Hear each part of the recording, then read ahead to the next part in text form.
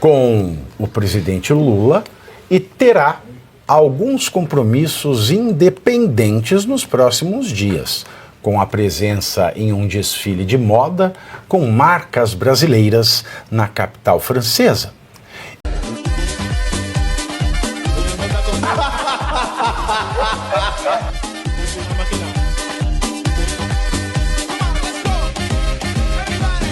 Que antes eu quero falar dela. Esta mulher que tem um jeito doce de me olhar nos olhos e de me arrancar desejos com juras de amor. Ela sabe me prender como ninguém, tem seus mistérios. Lembra dessa música, Ana Paula? Claro. Então vamos lá, o refrão. Eu não sei cantar. Uma deusa, uma louca, uma feiticeira. A primeira dama Janja está em Paris. De novo?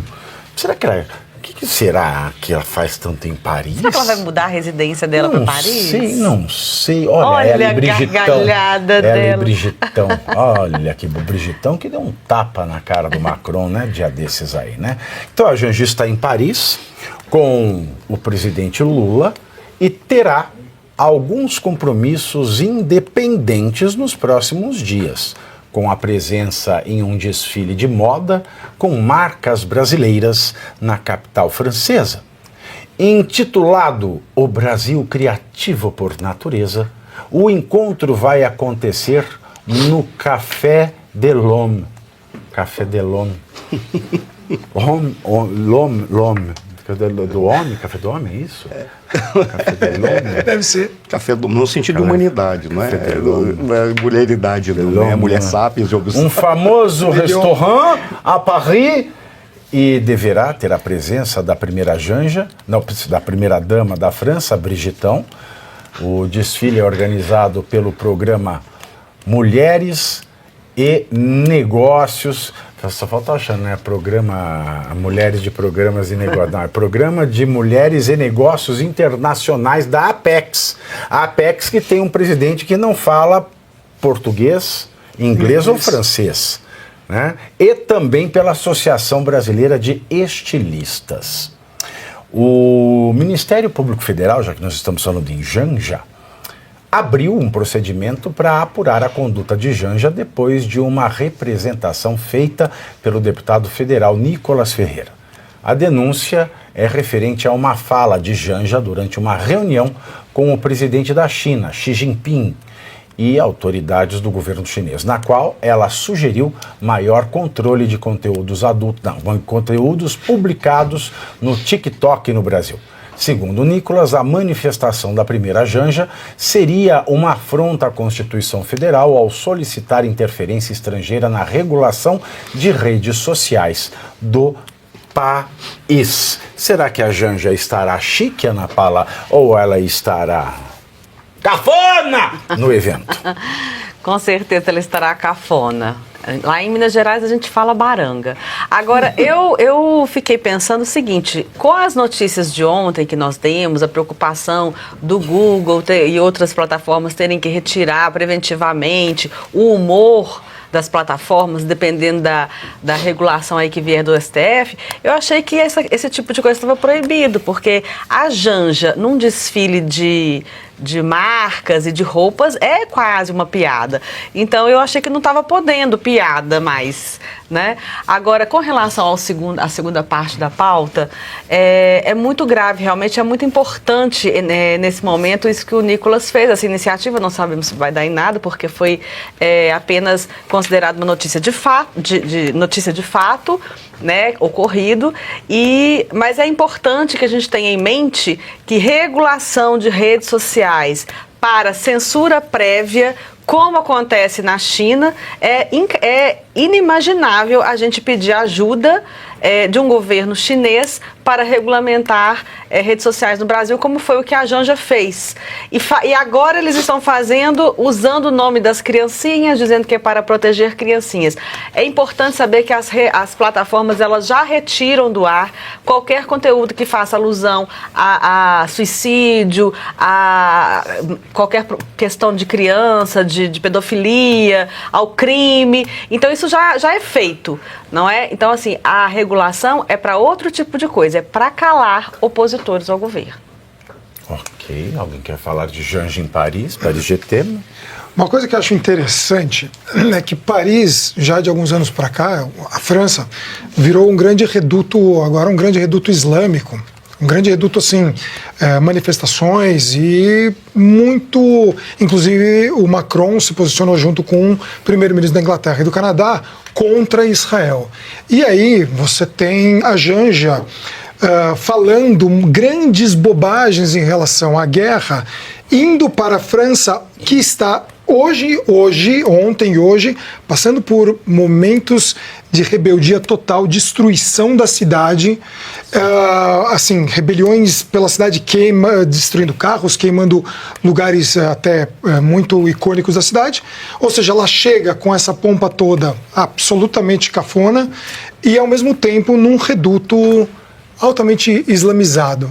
Ou seja, daqui a pouco a França e a Europa já vai estar completamente reduzida e tomada, e a gente já está indo lá fazer passeio num lugar em que o marido dela fala outras tantas bobagens em relação à guerra e ao conflito. Paris já não é mais Paris. É Paristão, chama Paristão. É isso aí que você trouxe. Primeiro, as bobagens que ela faz. Quando o Lula falou a estupidez que ele disse acerca de Israel e acusou de genocídio, ela levantou a mão em sinal de apoio. Mas quando você trouxe a decadência que a França vive, a França veio de um processo de decadência desde o momento da descolonização. Por quê? Porque ela recebeu aqueles indivíduos franceses que estavam nas colônias, foram para lá, receberam em Paris em especial e jogou todo mundo para a periferia, com um número muito grande de muçulmanos. Aí o que ocorreu? Ela se tornou um espaço em que teve na periferia e ela não deu trela para essas pessoas. Quando teve agora a crise no Oriente Médio, já no início do século XXI, abriu as portas e foi todo mundo para lá.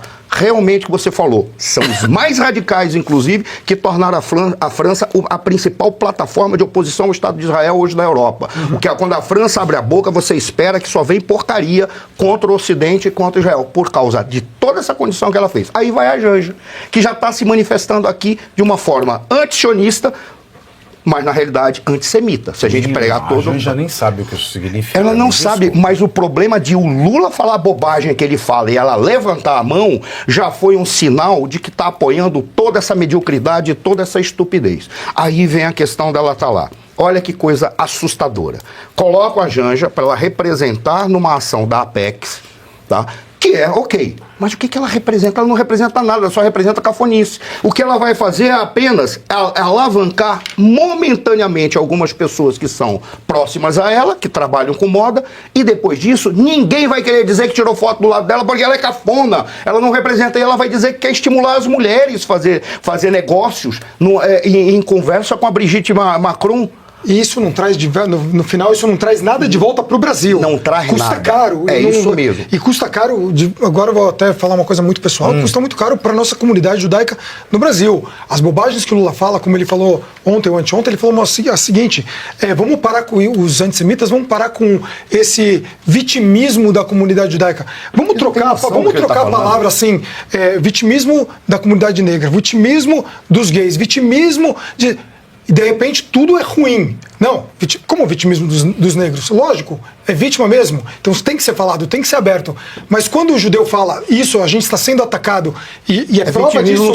E em Washington morreram 2, depois teve em Boston, não sei, ataques e ataques sucessivos em todos os lugares. Agora estão problemas com as comunidades judaicas. Aí vem o nosso presidente, sei lá o quê, e fala uma bobagem dessa, vamos parar com o vitimismo. De repente você tem toda uma geração aceitando isso como se fosse normal, como se os judeus não pudessem buscar um certo tipo de defesa. Aí você vê, fica a dica pro Léo Lins, então, não faz mais piada com todas as minorias, com o judeu, fique à vontade. Não, porque é mesmo, eu saí do grupo de professores da faculdade onde eu leciono, porque tem um jurista muito destacado no país, judeu, né, que fazia piadas, né, contra a direita, lulista. E a última vez que ele mandou uma gozação contra Jair Bolsonaro no grupo e fez uma apologia ao Lula, eu escrevi assim no grupo: Viva a luta do povo palestino, Estado de Israel, Estado assassino. Postei. Falei, não tenho tempo para hipocrisia e saí do grupo. Porque para mim me lembra o judeu que a Hannah Arendt falava em Eichmann, em Jerusalém. O Holocausto não teria matado tantos judeus se não fossem as lideranças judaicas que, por motivo de proveito próprio e das suas famílias, colaboraram com o regime. Que é o que também está acontecendo com muitas lideranças nossas hoje. Tem um detalhe que você falou. A comunidade, eu não sou judeu, eu tenho um encantamento para a comunidade. Adoro o povo árabe, mas eu tenho encantamento pela comunidade judaica. Seco, eu até me converteria. Mas eu vou te dizer, tem um dado que é relevante nisso. A própria comunidade judaica, ela sabe como lidar com esses indivíduos que não têm noção. A comunidade judaica, ela soube lidar, por exemplo, eu acho que você deve ter ouvido falar da bruxa loira, que era aquela senhora que na Alemanha, ela trabalhou junto com a Gestapo, e era uma judia. Ela trabalhou com a Gestapo para entregar a própria comunidade judaica que estava foragida ou estava escondida. A comunidade judaica não bateu nela, não massacrou, mas disse, agora você está esquecida pelo que você fez. E ela se isolou e ficou isolada, ao ponto de ela ter acabado se tornando aquilo que era o que havia pior, aquilo que ela construiu para si própria. Ou seja, a comunidade judaica sabe como lidar com essas pessoas. Agora, o que não se pode é fazer de conta que um discurso como esse, apesar de haver judeus que são críticos ao Estado de Israel, um discurso como esse do Lula não é um discurso antissemita. É um discurso antissemita sim, porque ele estimula exatamente o ódio contra a tribo de Judá e um ódio contra a religião judaica. Ele já falou que o Estado de Israel é nazista. Para quem quisesse ouvir. Agora vão editar as falas dele, que eles editam a história. Desfalar. Agora, uma coisa, Arthur, tá tendo em Brasília. E você aí já está preparado para ter todos os argumentos para dizer que Marx não foi um cara legal, para dizer que o comunismo não é um lugar para diversidade, para desmontar essa grande fake news histórica da esquerda, que é repetida por nossos professores de história, de geografia, de sociologia, que é repetida nas universidades, que é repetida nos livros. Está preparado para dizer por que Marx não era um cara legal e por que todo marxista raiz também não é, e por que o comunismo é terrível? Você já leu nos Anais de Marx? Pois é, aqui nesse livro você vai encontrar tudo o que você precisa saber para responder aquele sabichão que diz que Marx é um cara legal, pois não é. Leia agora, nos Anais de Marx, a trolha do comunismo transviado para encaçapar idiotas. À venda em todas as livrarias do Brasil, pelo site ou nas lojas físicas. Não deixe de ler.